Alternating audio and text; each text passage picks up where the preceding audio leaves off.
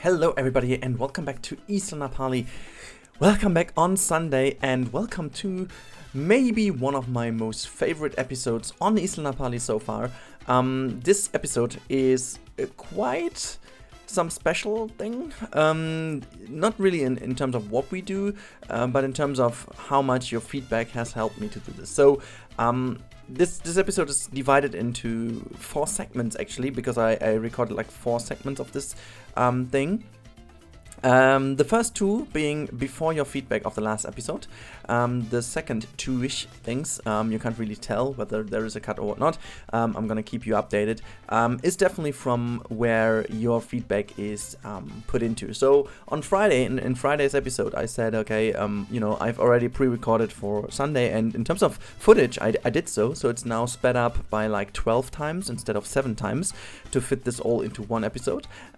Since it definitely is very important for me that this all goes into one episode, since this will define how we go on in the next couple of episodes.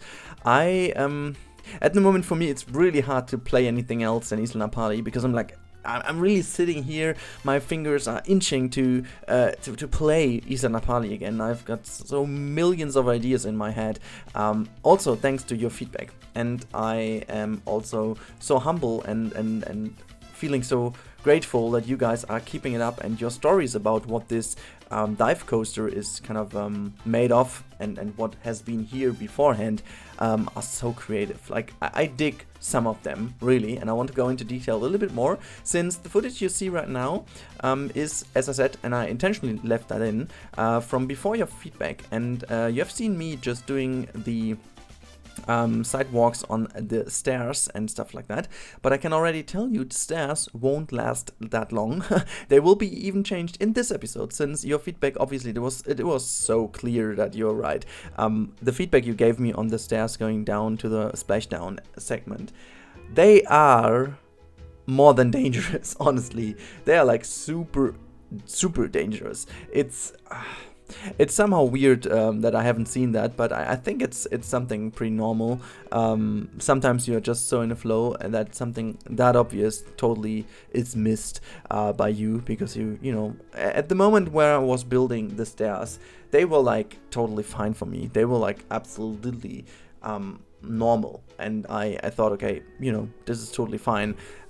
And I just went on, as you can see right now over here, I went on to build this little catwalk over here, which is slightly below the level where people could watch. So actually I just hid that a little bit in the canyon, not too much actually, just a tiny bit, so that it isn't, that you can't see that from the pathway. You will definitely see that from the coaster, of course, but I think it's not that bad. It's okay, since this coaster goes into the canyon, you have beautiful views of the overall area, so it isn't that big of an issue, since you most likely will see things either way. So, well, but now let's talk, before we go into the next part of this video. Let's talk about your ideas regarding the wonderful canyon over here. So I've seen a few of those. I think one of the most common variants is that this has been part of the sea, and due to a volcano eruption, there has gone some sort of soil, like a lot of soil, into the opening, which made them eventually dry this area out. The one thing that I really found really interesting is the diving station, and I think this is what I would go for. Like, there was one idea stating, and let me just quickly, oh no, I can't believe I should have prepared that, honestly. I haven't seen, I know that there was that comment, but there have been so many comments. It's a little bit, I don't know if I can find this right now, who that was. Let me just quickly see if I can find this. But you guys were so creative again. This is super incredible. Oh, I don't know. Let me just check. Sorry, I don't want to be that. You know what? I'm just quickly pausing the recording and looking for the comment, and then we go on, because I seriously want to read that out. Okay, here we are again. So the comment I was looking for is from Nicolas Labbé, and he said, I'm going to read that out quickly while you see me doing some lighting here and there. The comment is, I have an idea for the story of the dive coaster. The island was created because of volcano, so the water level was higher. The canyon was full of water, but with time it emptied itself. That's why there would be a wall to be sure that it doesn't flood. But when it was flood, the favorite place for the dolphin, this was the favorite place for the dolphin to go swim and eat fish, because there was a special natural event that appeared once a year. When the water started to lower down, the dolphin weren't able to go swim and eat like they always did. So they never came back there.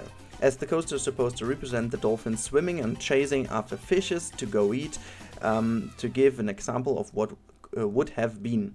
I think that would have been a nice story, and I hope you like it. Sorry for mistake, and I have a good day.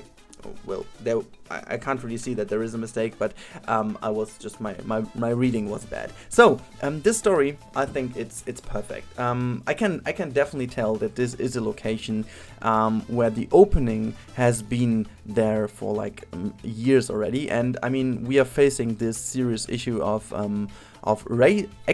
raising sea levels, not then lowering sea levels. But what could be a thing is that due to eruption, and that's what I read in another comment, some eruptions caused some mass of land falling down into the opening. And I think we're gonna go with a little bit of a connection of those two stories to make it the perfect story. So it has been in the near past, actually, not too far in the past. So we may want to keep it within the last couple of 50 to 100 years. To make sure that there has been a building located next to it while there was still flooding going on. So I think that would be the best thing to do, because it somehow has to be represented by a story that made sure that there is a building placed next to this canyon, which has been then rebuilt into the dive coaster. What I especially love about this is how it represents the dolphins go swim here, and so this would also make sure that we have already kind of a deal for our plushies or for our little souvenirs in the shop, and these are definitely then going to be dolphins, and I think this is just fitting so super awesomely, because also on Hawaii you do have quite a lot of dolphins, and it's very common to have them on the Napali coast. They really roam there around, and every morning you'll be able to see dolphins swimming in the lagoons and in the area there. And it's pretty much every morning. It's every morning. I didn't believe that, but it's true. It's every morning. So yeah, I love this story, and I hope you guys do as well. Give a big thumbs up for Nicolas Labbé. His story is great, but also I don't wanna say anything bad against all the other stories provided, because there have been so many great stories, whether it been about diving, whether it's been about there was also a great story about a little cave that is even beyond that canyon, so it's kind of an underground cave where all the water would go. I mean, that's great. We had a story about mining company, which is also super awesome.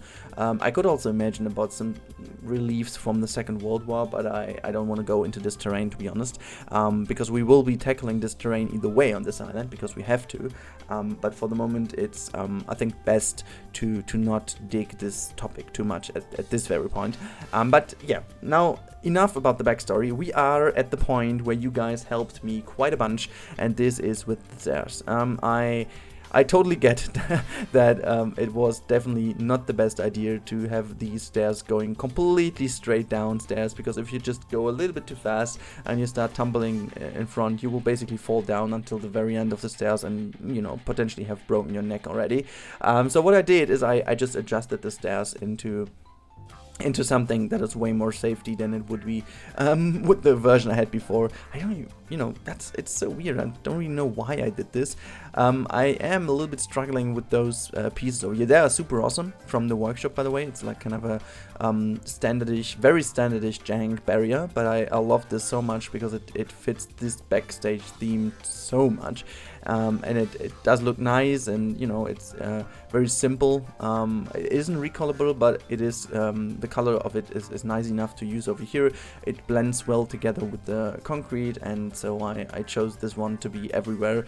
And I think I can definitely deal with those little jank corners here and there, because I don't want to go too much into detail with these things. This is here for the detail, definitely, but I don't want to spam too many polies in here, since that wouldn't be a good idea. Maybe later on I'm gonna make some more simple fences, even if that's kind of a thing where we can save some polies, but for the moment I definitely want to go and do this. Also, this is why I didn't really use custom lanterns. I would have loved to do some even more simple and easy looking lanterns, but I think for the moment that's not really necessary. So yeah, also here I wasn't making individual poles. I just copied this pole over and just made a little bit of detail into it, so that doesn't really look too lost. But yeah, I will be doing, as I said, a lot of models regarding electricity and cables and stuff, and so I will try also to make some things to save some serious polies, because we still need to use all these cables and stuff here and there. So yeah, it's for a backstage area that you barely even see it. It really should not use too many polies in general, so that we keep the overall performance of this park in the end really nice, and we make the best of usage of UGC. So that's what this park is also aiming for. And I think we definitely need to get back into UGC more than we have been lately, because the last couple of episodes have been pretty much business as usual. It hasn't been anything new in regards of how Planet Coaster is played. And I also have to say that my initial feeling that Planet Coaster will change entirely with the UGC possibility, I have to kind of take this back somewhat. Not entirely, but I'm definitely seeing that the full potential of UGC isn't used at the very moment. This is mainly, I guess, this is mainly because of the performance issues. People have noticed kind of quickly that we have to be very, very, very good at modeling to make sure that all these objects have like very, very low poly, and make the most usage of textures, not go too much into 2K textures, because they will make these objects incredibly large. So it's nothing you really want to have in your park. And if you have some pieces that you would just place down once, for example, like an entire building or whatsoever, it doesn't matter that much. But if you have like pieces that you would use a million times, so for example, if I'm going to make the electricity pole, this will definitely has to be a very well optimized piece, so that it doesn't really take off too many polies in here. But anyhow, let's talk about what I did here, because I was a little bit trying to catch the footage. I've built let's call it, I've built a go-kart track, and this is something I don't know why. When I was building the backstage area with the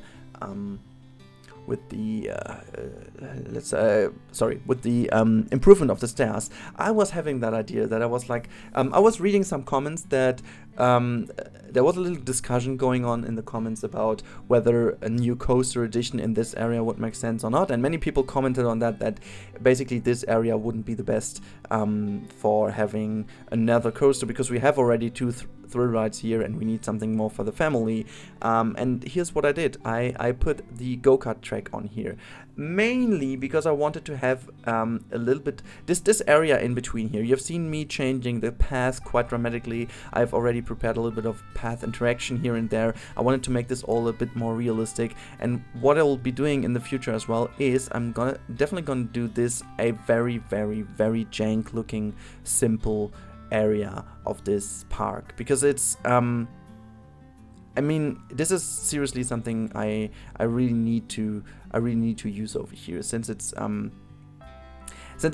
very simple, and since we need very simple things here and there to make it really look like it has been a budget park.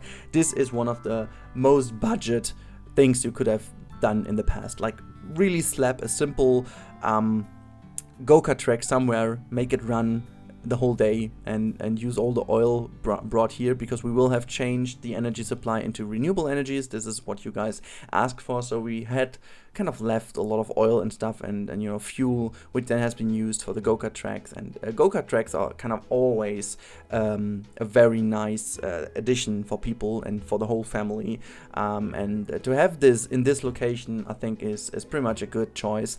I will definitely try to do a little bit with sound restriction walls to not make it too loud actually over there, but I think maybe a little bit of foliage will do, but then also some walls. But as you can see over here, we are already in the next ride, and yeah, I'm a little bit sorry that I kind of went into this so quickly, but I I finally wanted to place this down. I hope you guys like the location of this chairlift. I have no idea how I will bring this in the landscape. For the moment it looks good. For the moment I can definitely deal with it, but I'm not sure how this will look in the end.